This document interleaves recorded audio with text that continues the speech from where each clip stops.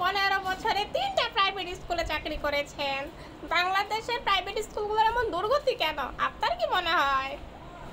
আমার কি মনে হয়? আমার মনে হয় বাংলাদেশের সমস্ত প্রাইভেট স্কুলগুলোতে মাগি প্রধান শিক্ষিকা হচ্ছে বা মাগি প্রিন্সিপাল হচ্ছে প্রধান অন্তরায়। অন্তরায় বোঝান তো? মানে হচ্ছে প্রতিষ্ঠানে পরিবেশ নষ্ট করার জন্য প্রধান অন্তরায়। যদি প্রাইভেট স্কুলের প্রত্যেকটাতে প্রিন্সিপাল হিসেবে মেল পার্সনকে দেওয়া হতো তাহলে বোধহয় পরিবেশটা ঠিক থাকতো। কারণ যখন প্রিন্সিপাল হয় মাগি, মাগি কথাটা আবার মাইন্ড করেন না, কারণ মাগি কিন্তু একটা শুদ্ধ পরিভাষা আছে। মাগির একটা সঠিক মিনিং হচ্ছে মহিলা, যার অপোজিট হলো মর্দা মানে পুরুষ লোক।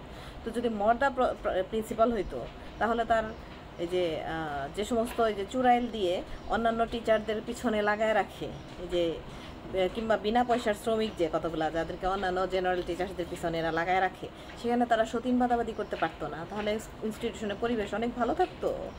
ঠিক আছে, এখানে মাগি প্রিন্সিপাল হলে যেটা হয়, মনে কর সংসারের শাশুড়ি যদি প্রধান হয় তাহলে কি করে, এক বউয়ের পাশার পিছনে আরেক বউরে লাগায় রাখে। তো মাগি প্রিন্সিপাল হলেও এই কাজটা করে। হ্যাঁ, আর যখন মাগি প্রিন্সিপাল তার অ্যাসিস্ট্যান্ট তাদের নিয়োজিত মহিলা অ্যাসিস্ট্যান্টদেরকে আবার নর্মাল টিচার্সদের পিছনে লাগায় রাখে, তখন তারা সতীন বাদাবাদি শুরু করে দেয়। এটা ভুলেই যায় যে এটা একটা কর্পোরেট সেক্টরের অফিস। ঠিক আছে, সেই জন্য এই দুর্গতি। হ্যাঁ, আবার অনেকে বলবেন যে প্রিন্সিপাল যদি হয় তাহলে খালি স্বজনপ্রীতি হবে। সেটা তো নারী প্রিন্সিপাল হলেও হয়।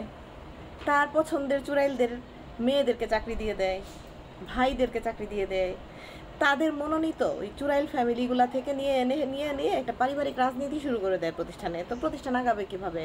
আফটার অল শিক্ষা প্রতিষ্ঠান তো মেধা এবং যোগ্যতা দিয়ে কাজ করতে হবে না? আর মেধা আর যোগ্যতা দিয়ে কাজ করলে তাদেরকে এরা কখনোই দেখতে পারে না। যেরকম যখন বাংলাদেশে আওয়ামী লীগ আমলে এই মন্ত্রী মিনিস্টার সিলেক্ট করা হতো, তাদের একটা লিস্ট আগেই ভারতের রয়ের কাছে দেওয়া হতো।